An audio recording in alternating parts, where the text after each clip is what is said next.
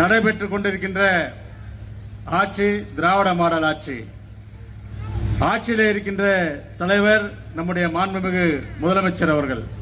இந்த மாண்புமிகு முதலமைச்சர் அவர்கள் இந்த நாட்டுக்கு செய்த இந்த 4 ஆண்டு காலத்திலே இந்த நாட்டிற்காக அவர் கொண்டு வந்த திட்டங்கள் ஏராளம் ஏராளம். அதைவிட இன்னும் அதிகம் இந்த நாட்டு மக்களின் உரிமைக்காக அவர் போராடியது ஏராளம். ஆக இதையெல்லாம் விளக்கி பேசுகின்ற ஒரு வாய்ப்பை நல்கிய இந்த வடக்கு பகுதிக்கு என்னுடைய மனமார்ந்த நன்றியையும், இந்த சிறப்பான கூட்டத்தை ஏற்பாடு செய்த பகுதி கழகத்தினுடைய நிர்வாகிகள் அத்தனை பேருக்கும் என்னுடைய பாராட்டுதலையும் நன்றி கலந்த வணக்கத்தையும் இந்த நேரத்தில் நான் சொல்லிக்கொள்ள கடமைப்பட்டிருக்கின்றேன். கடந்த 10 ஆண்டுகளாக திராவிட முன்னேற்ற கழக ஆட்சி இந்த நாட்டிலே இல்லை. ஆனாலும் கூட தொடர்ந்து எதிர்க்கட்சியாக இருந்த நம்முடைய தலைவர் அவர்கள் தமிழக மக்களுக்கு என்னென்ன இன்னல்கள் நடக்கின்றதோ, இந்த ஆட்சியிலே இருந்த ஜெயலலிதா ஆனாலும் சரி, எடப்பாடி பழனிசாமி ஆனாலும் சரி, இந்த தமிழக மக்களுக்கு அவர்கள் செய்த துரோகங்கள் ஏராளம்.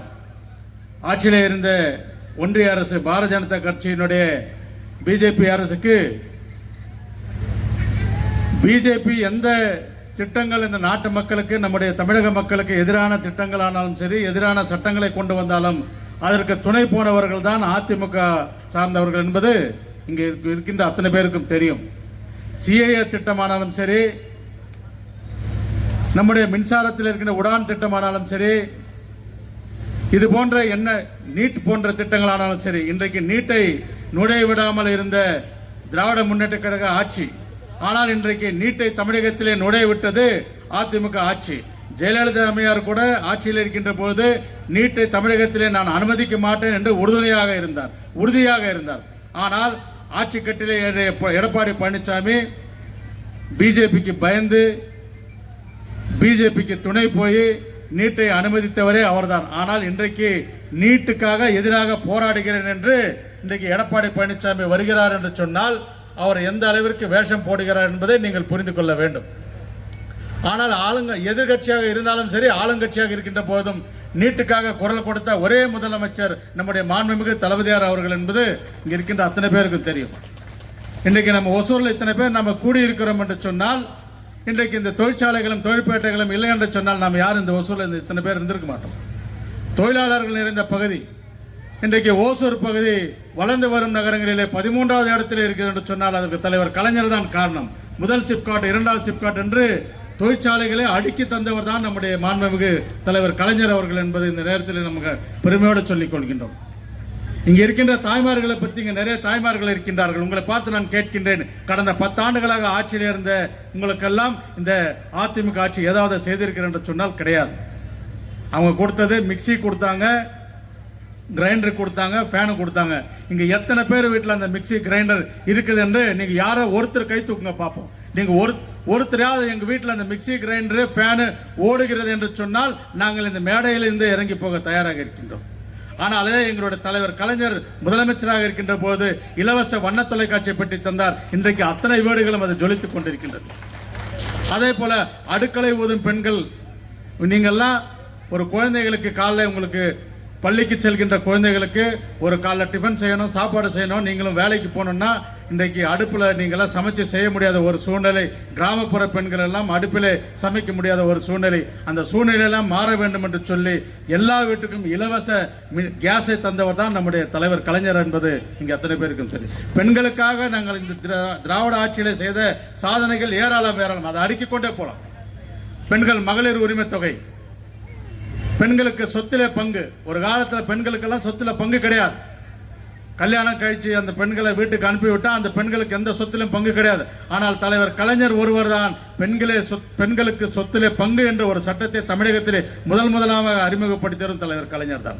அதை தொடர்ந்து இன்றைக்கு இந்தியா முழுவதும் அந்த சட்டம் அமல்படுத்தப்பட்டது என்று சொன்னால் அதற்கு நம்முடைய தலைவர் கலைஞருடைய ஆட்சி தான்.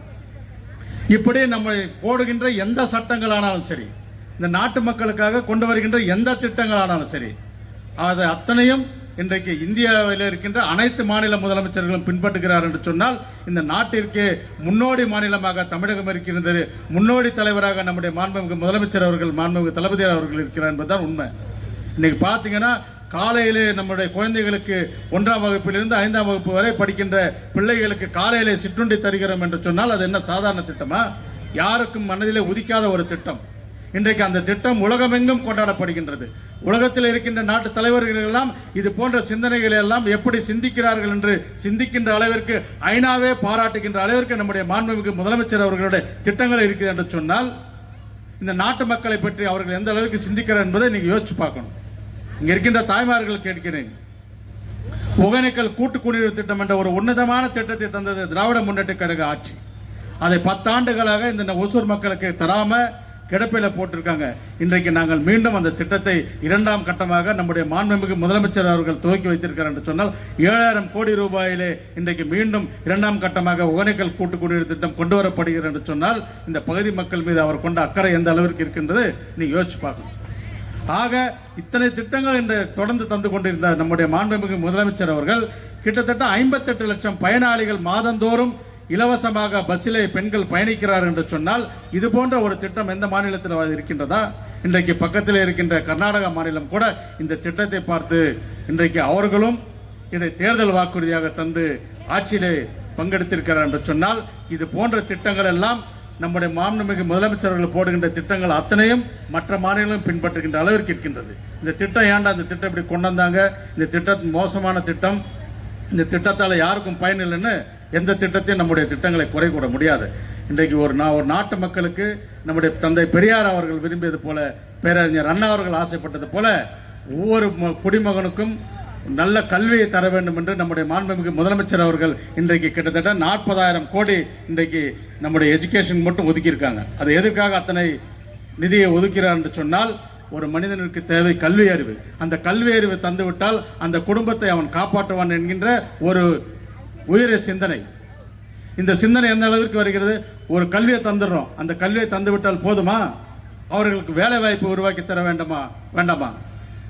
அந்த அளவிற்கு அவர்கள் கல்வியையும் தந்து ஒரு வேலை வாய்ப்பையும் உருவாக்கி தருகிறார். இது எப்படி சொல்கிறேன் என்று சொன்னால் இன்றைக்கு 3வது சிப்காட் 4வது சிப்காட் என்று தொழிற்சாலைகள் தொடர்ந்து தமிழகம் நோக்கி படையெடுத்து வந்து கொண்டிருக்கிறது.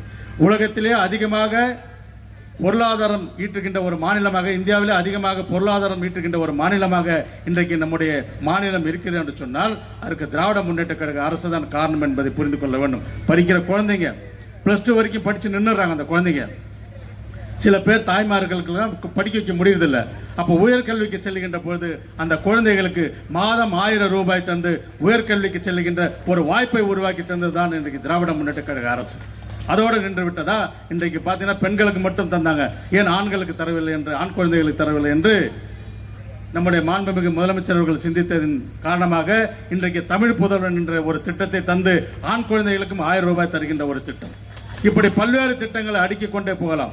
4 ஆண்டுகளில் கிட்டத்தட்ட தமிழகத்தில் மட்டும் 11 மருத்துவக் கல்லூரிகளை உருவாக்கி தந்தது திராவிட முன்னேற்ற கழக அரசு. இன்றைக்கு ஒவ்வொரு மாவட்டத்திலும் மருத்துவக் கல்லூரி இருக்கின்றது.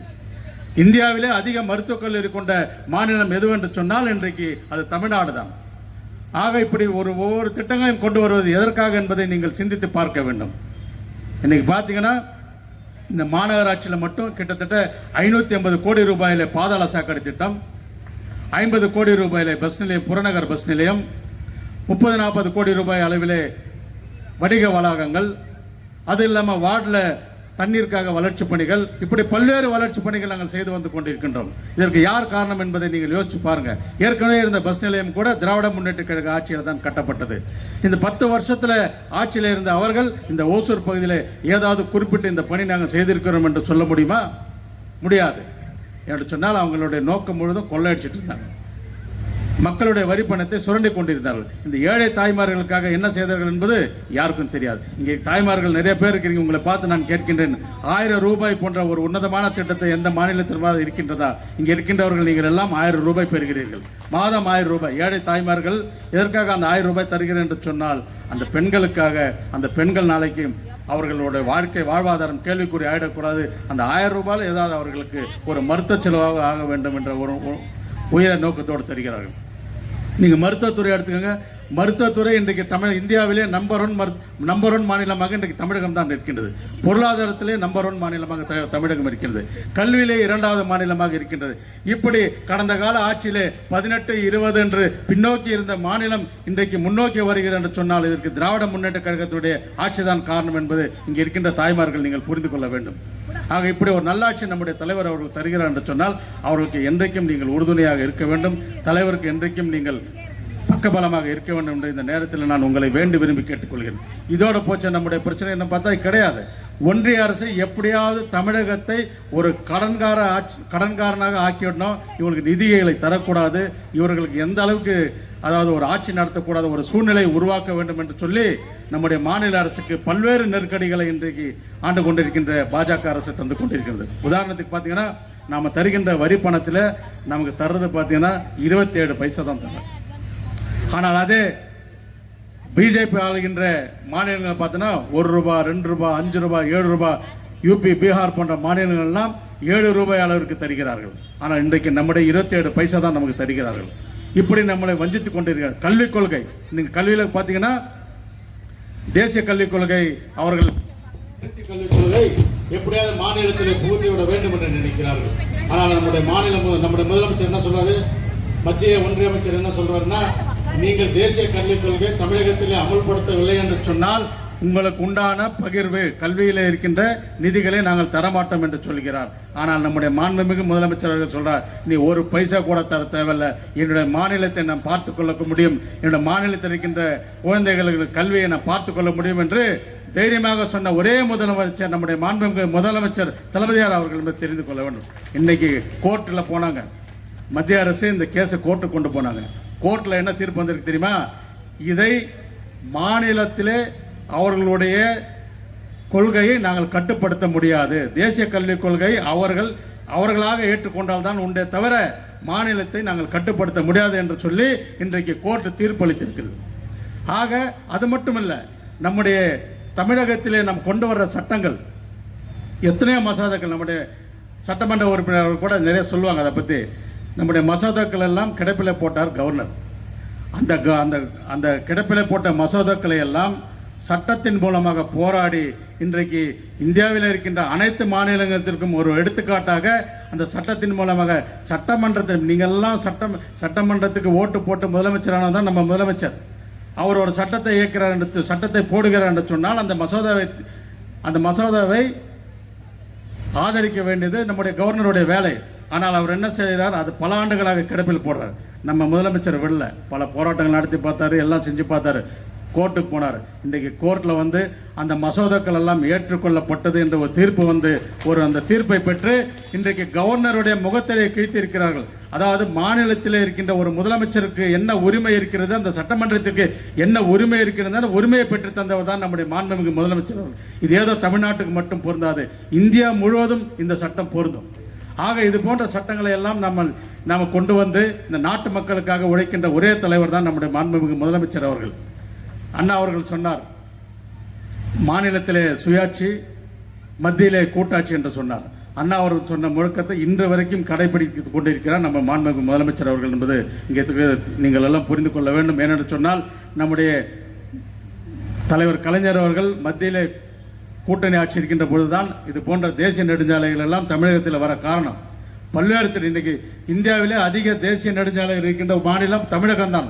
அதற்கு காரணமும் நம்முடைய திராவிட முன்னேற்ற கழகம் தான். நம்ம ஏதோ பிஜேபியோட கூட்டணி மத்தியில் கூட்டணி இருந்துட்டு நம்ம தமிழ்நாட்டுக்கு ஒன்றும் செய்யலன்னு இல்லை. கடந்த நம்முடைய என்னைக்கு கூட்டணி இருக்கின்றதோ அன்றைக்கு நம்முடைய கூட்டணி ஆட்சியில் தான் இவ்வளவு பல வளர்ச்சி பணிகள் தமிழகம் கண்டிருக்கின்றது. ஆக என்றைக்கும் திராவிட முன்னேற்ற கழகம் இந்த நாட்டுக்காகவும் நாட்டு மக்களுக்காகவும் உழைக்கின்ற ஒரு இயக்கம். அந்த இயக்கத்தை தயவு செஞ்சு யாரும் நீங்கள் மறந்துவிட வேண்டாம். தலைவர் சொன்ன மாதிரி 2026 வரலாறு படைப்போம், 234 வெல்வோம் என்று சொல்லி இந்த நல்ல வாய்ப்பிற்கு நன்றி கூறி விடைபெறுகிறேன். நன்றி, வணக்கம்.